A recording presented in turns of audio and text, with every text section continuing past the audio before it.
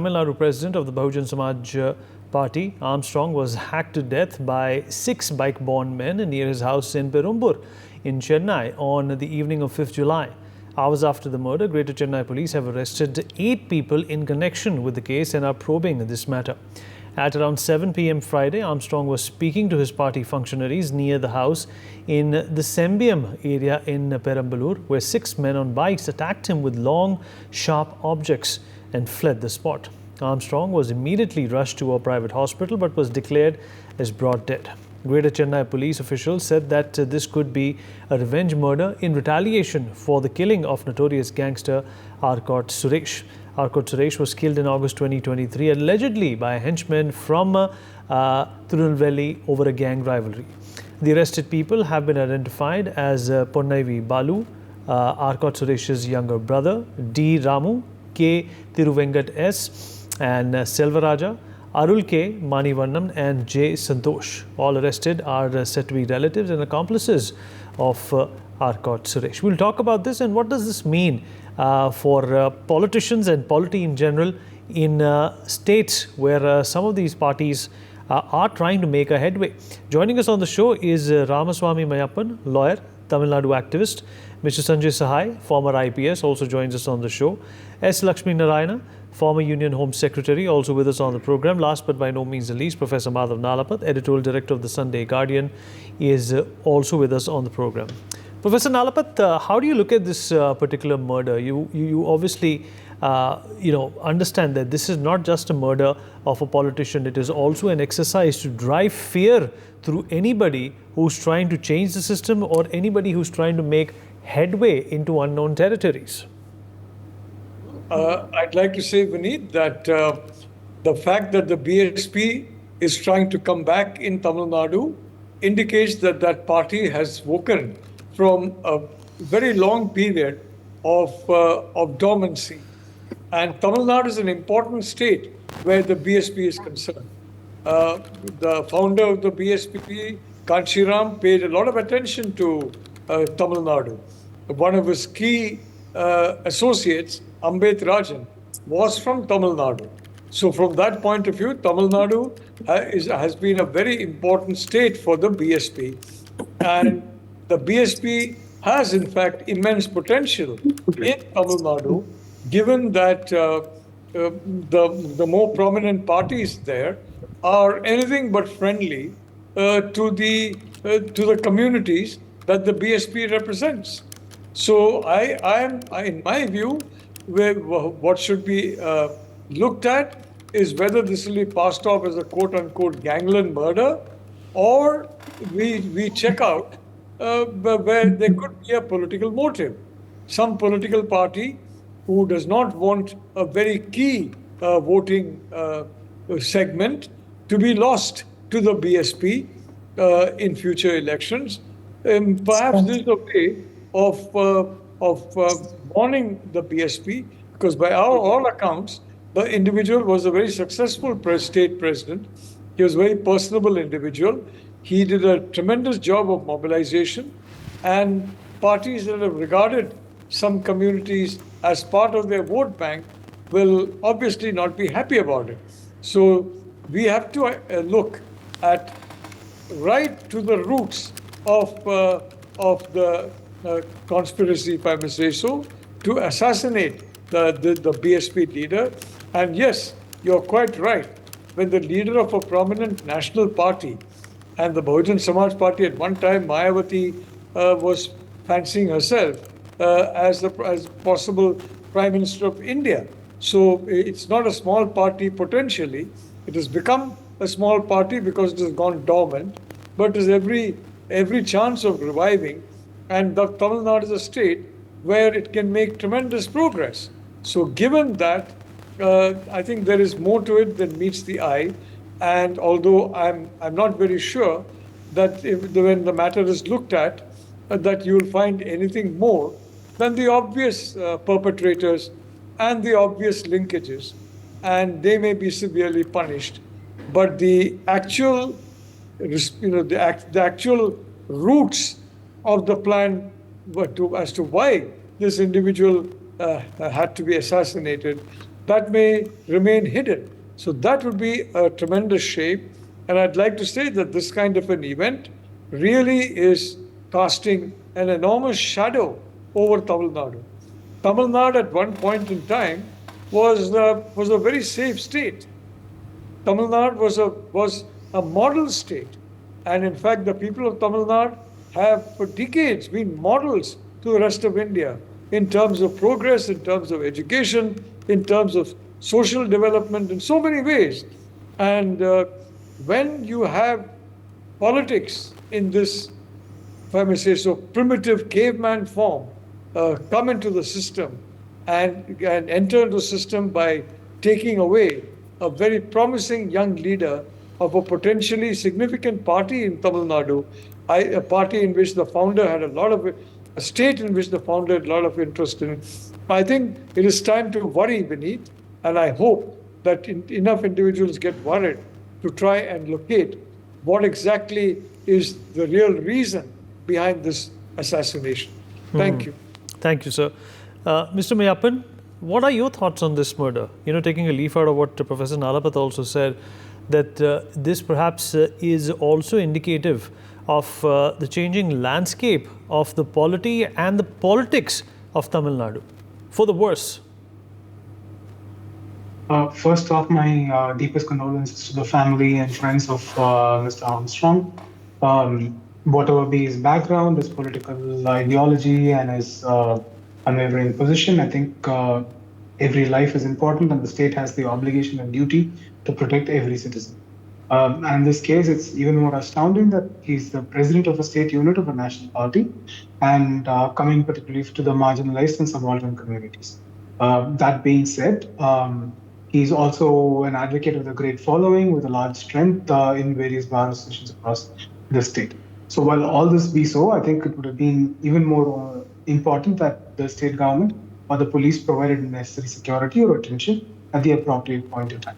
What's very concerning here is not just the death of Mr. Armstrong, but also the series of deaths that we have seen. ADMK functionary, Mr. Shanmugam, was hacked to death about 10 days ago. A Congress functionary was hacked to death about 4 days back in Tirunelveli. The Hooch tragedy that happened about 2 weeks back. So this is the status of law and order in the state. And the Home Ministry is with the Chief Minister's office. I think he will have to take responsibility over it, call his office to question, give a free hand to the police. If that is not done by the Home Minister, the Chief Minister in place, I think a CBI inquiry is warranted.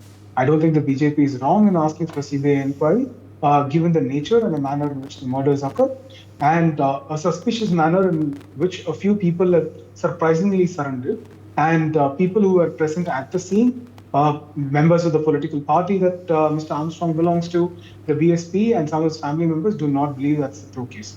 So definitely a very serious investigation, probably by a more credible agency, a neutral agency that people do not have doubt should investigate the matter. That's one position. Second is the political position that the state unit of the DMK has taken. The DMK has not come out with any comments about the law and order situation or about the murder, apart from condolences and regret. Condolences and regret are messages that come after the fact. But I think someone in office will have to take caution over what security measures are played prior to such events. And this is not one event, not just 1 month of June and July that we're discussing. I think since they've come to office in 2021 May, this has been the series of positions. Law and order situation in the state has deteriorated. There have been more terrorists and terrorist personnel that have been arrested. The NIA has made more arrests in the state since the DMK came to office than before. And the number of explosives that have been identified and picked up are also much higher. The number of instances where violence have broken out are also much greater compared to the previous years. So I think the government of the day has a very serious question to answer and a very important step to take. And this is my personal feeling, being here both as a lawyer and as a socially concerned person. I don't think there is a free hand given to the police. The police are not able to act independently and freely of the government of the day. All right, good points there. Let me also rope in Mr. S. Lakshmi Narayanan into this conversation. Mr. Narayanan, what foreboding kind of an exercise is supposed to be done by the Tamil Nadu police now? This is obviously a case which is replete with sensitivities. This is a case which obviously will require attention from the CBI. It will also require attention from political parties because, these are trends which definitely can turn out to be dangerous, unless and until specified as soon as possible as to why something like this was actually done or planned. Good evening, everyone. I totally endorse whatever Mr.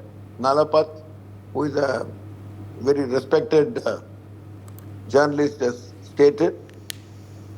Tamil Nadu, I belong to the state, has been a very cultured and civilized state.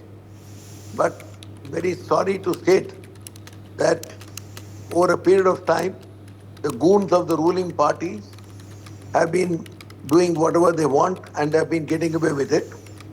Even though Tamil Nadu police had an outstanding reputation, but over a period of time, again due to all this kind of political interferences, the police is like, I would say that at least the senior police officers and at the rank of, surely at the rank of sub-inspectors, they all become like party functionaries. They will take action provided there is injustice done to somebody belonging to the ruling party. Otherwise, they just sort of keep quiet and nothing happens. And now in the light of what is coming to the surface, that people have voluntarily surrendered. I can't think of people going on bikes, murdering people ruthlessly, and then surrendering after that. This is not the way any criminals normally behave. I see a deeper conspiracy into this, and over a period of time, all potential people who can affect their vote bank, their leaders are being eliminated. This is a very serious matter. And the law and order situation, notwithstanding the fact that people are very cultured, are very docile, very good by nature, is deteriorating, which is a matter of great concern. And what has emboldened them further is the recent elections, where they've come out capturing all the seats. That is good. In a democracy, we should respect the people's verdict. But we should not embolden the gundas who are affiliated to the party. I feel this is the fit case where the CBI should get into and eliminate this kind of goons once and for all.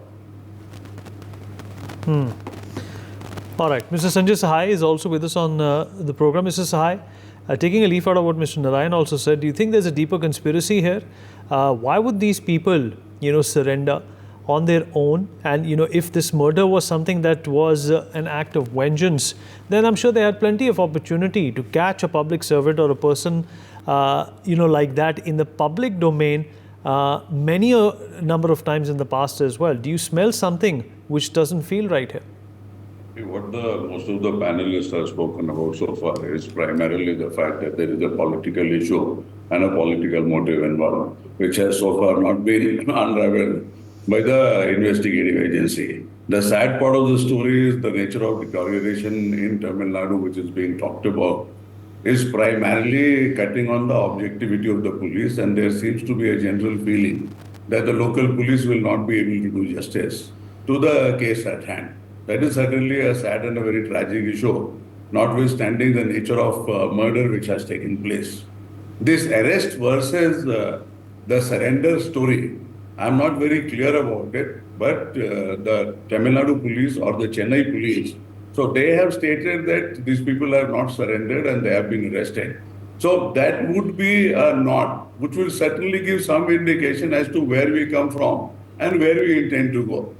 The third important point which I have seen and what I have gone through in the public domain indicates that a direct connect of it being a revenge murder between the Arcot Suresh says murder last year and this current murder, I cannot see such a clear-cut connect, which it is being made out to be, that is a straight revenge killing.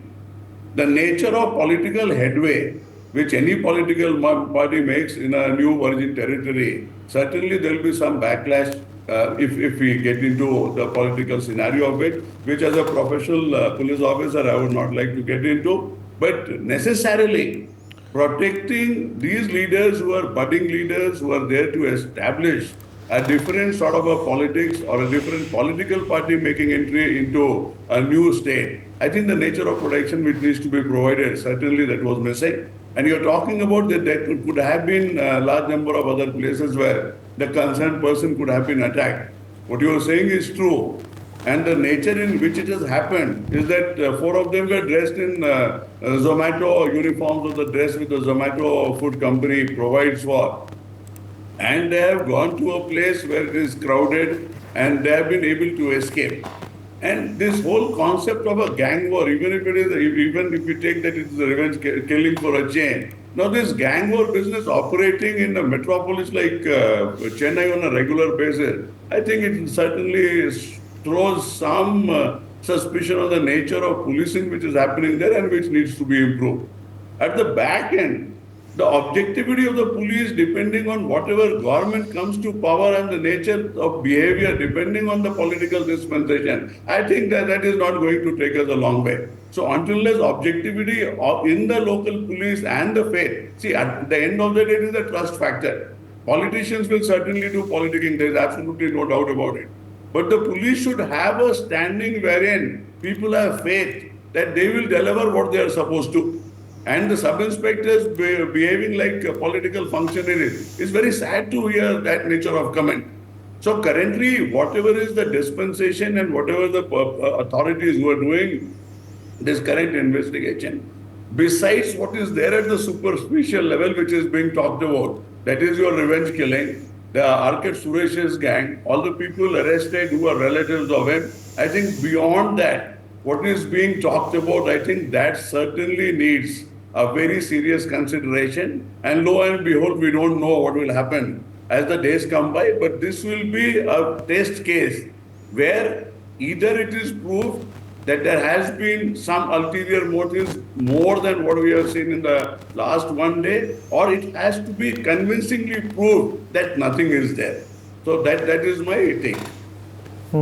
Professor Nalapat, this is also being taken or being construed as the deteriorating situation, law and order situation in Tamil Nadu. In fact, there were a couple of more murders that took place right before this one in Salem in Tamil Nadu. And of course, Chief Minister M.K. Stalin is at the center of all the opposition, in fact, descending upon how Tamil Nadu is slowly and gradually becoming the new West Bengal. Vineet, whenever you have a planned murder, there's always a credible cover story. And there immediately are individuals who are very quickly caught.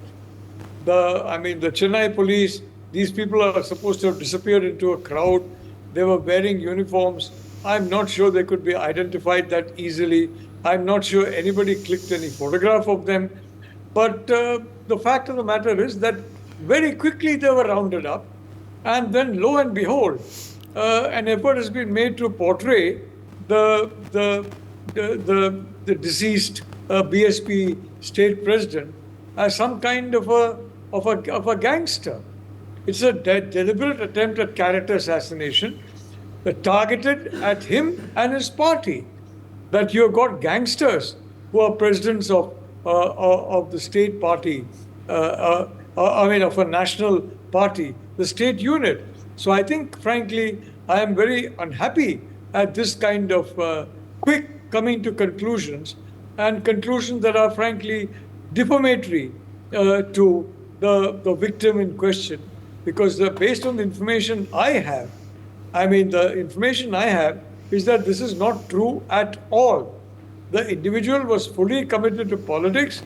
He was working night and day in politics, and believe me, I can assure you that I have not come across any report connecting him with any gangland, because then there would be a chain of killings and a chain of violence and a chain of other activities.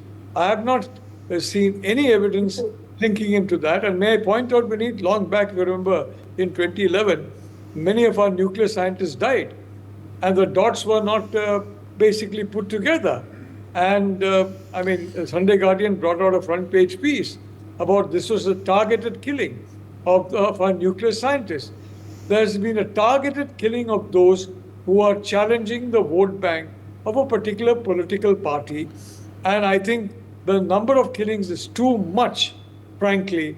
And the so-called, solutions in terms of the theories and as to what happened and the individuals who were caught, frankly, they're too facile that to really be taken very seriously. So, Vineet, the fact that this character assassination took place lends further credence to the view that this was a targeted assassination of an individual who was making great strides in politics in the state on behalf of his party, the BSP.